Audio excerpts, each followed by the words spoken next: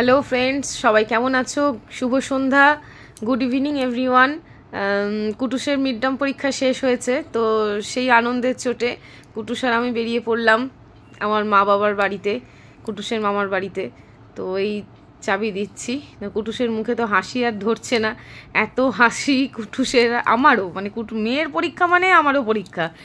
সারাক্ষণ মেয়েকে পড়াতে পড়াতে আমিও যেন মনে হচ্ছে সব পড়াগুলো মুখস্থই করছিলাম।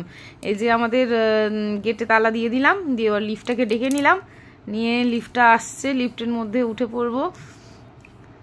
কি মানে এত হাসি, প্রাণ খোলা হাসি, যে কতদিন পর আমরা বাইরে বেরোচ্ছি। মানে বাইরে কেমন বেরোতাম, ওই কুটুস স্কুলে যেত পরীক্ষা দিতে, আবার বাড়ি চলে আসতাম, মানে এরকম অবস্থা।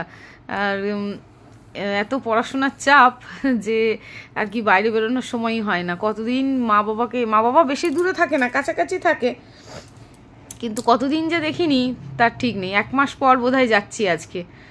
এই যে আমরা লিফট দিয়ে নামছি। মেয়ের পরীক্ষা মানে আমারও পরীক্ষা, মানে মেয়ে পড়ছে মানে আমাকেও সমান তালে।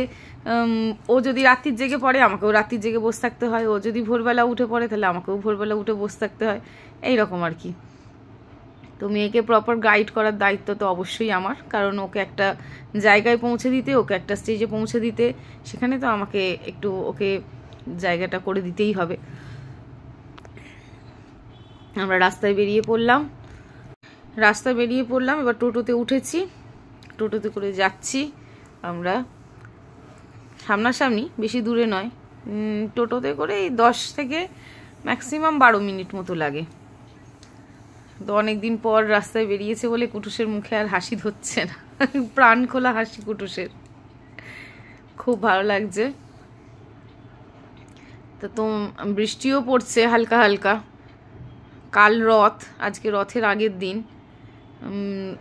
বৃষ্টি অল্প অল্প করে পড়ছে আর অল্প অল্প করে বন্ধ হচ্ছে, আবার একটুখানি রোদ্দুর উঠছে।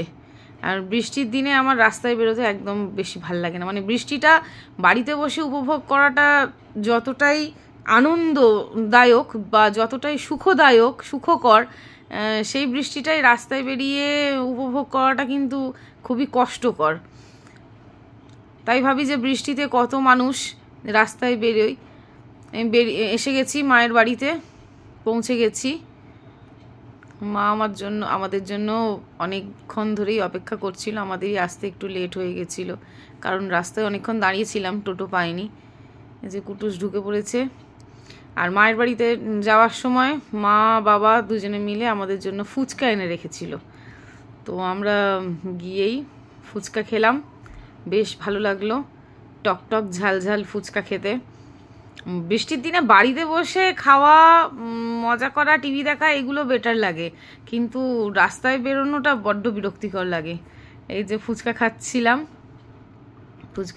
ফুচকাটা দেখে এখন, আমি তো এটা পরে অডিওটা দিচ্ছি, আমার তো দেখে এখনো জিভে জল চলে আসছে। ফুচকার মধ্যে আলুর পুরটা ভরে নিলাম, নিয়ে তেঁতুল জলে নিয়ে একদম মুখের ভেতরে। ওই যে আমার মা বসে রয়েছে ওখানে, মা বলছে হ্যাঁ ভিডিওটা কর।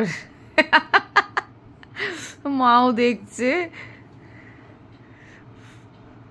আমার রাস্তায় দাঁড়িয়ে ফুচকা খেতেও ভালো লাগে, বাড়িতে বসে ফুচকা খেতেও ভালো লাগে। এই যে কুটুস খাচ্ছে। ফুচকা এমনই একটা জিনিস, যেখানে দেবে সেখানেই মানে না নেই।